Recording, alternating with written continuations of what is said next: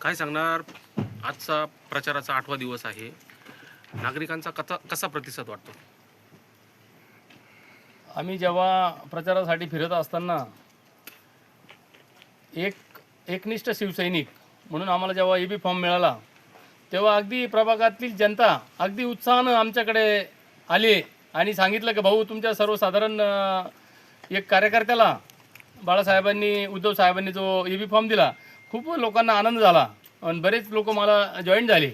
आणि अशा पद्धतीने मी जेव्हा ज्या घरात जातो प्रचार करण्यासाठी तर त्या घरातल्या महिला असतील, बहुतांशी महिला औषण करता आणि खूप त्यांना आनंद झालेला आहे की एक कार्यकर्ता आणि त्या जर आज मनपामध्ये गेला तर नक्कीच आपल्या प्रश्नांना आपल्या वाचा फोडील आणि आपले कामं प्रभागातील जे प्रलंबित जे कामं आहेत त्यांना नक्कीच तो मार्गी लावेल अशी लोकांमध्ये स्वतःहून अपेक्षा आहे.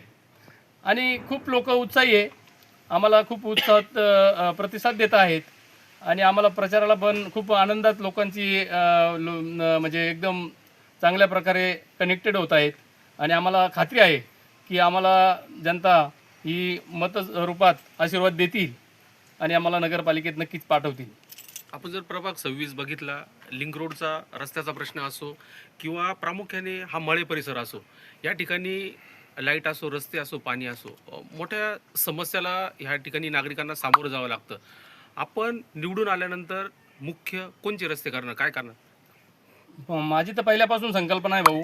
मी जेव्हा म्हणजे एक कार्यकर्ता म्हणून लिंक रोडचे भरपूर वेळेस निवेदनं दिली आहेत आणि त्या ठिकाणी या रहदारीचा वसाहत आहे आपला सातपूर आणि आंबड लिंक रोड हा एक कामगार वर्ग असल्या कारणाने या ठिकाणी गरवारे पॉईंट ते पपाया नर्सरी इतक्या रस्त्याची दुरावस्था झालेली आहे की अगदी कोणी पण सांगतं तिथं त्या ठिकाणी कोणी या ठिकाणी शासनाचं पण लक्ष नाही किंवा मागील नगरसेवकांचं लक्ष नाही, म्हणून त्या ठिकाणी रस्त्यांची दुरावस्था आहे. आणि माझा पहिला संकल्पना माझी हीच आहे की गरवारे ते पपाया नर्सरी मला उड्डाण पूल जर झाला तर अगदी जनतेची या ठिकाणी प्रभागातील लोकांची जी समस्या आहे मेन तीच सुटेल.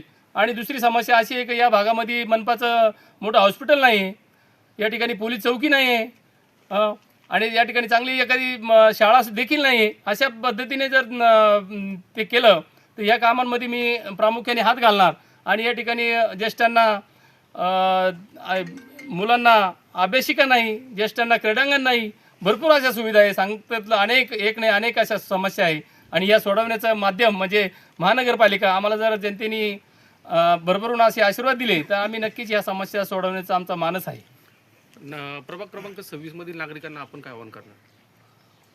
प्रभाग क्रमांक 26 मधील नागरिकांना एकच सांगू इच्छितो की तुम्ही एक सच्चा शिवसैनिक आणि एक बाळासाहेबांचा शिवसैनिक म्हणून माझ्यावर विश्वास ठेवा. आणि मी जनतेतला मी एक कामगार आहे आणि कामगार असल्या कारणाने मला कामगारांची जाण आहे आणि त्यांच्या समस्येची जाण आहे. आणि म्हणून मी सर्व प्रभाग क्रमांक 26 मधील समाजाचं मी नक्कीच ऋणी राहील.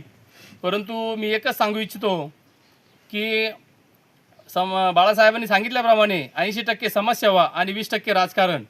मी ते माध्यमातून 80% समाजाची सेवा केल्याशिवाय थांबणार नाही. आणि मी एक कंपनीत कामगार आहे.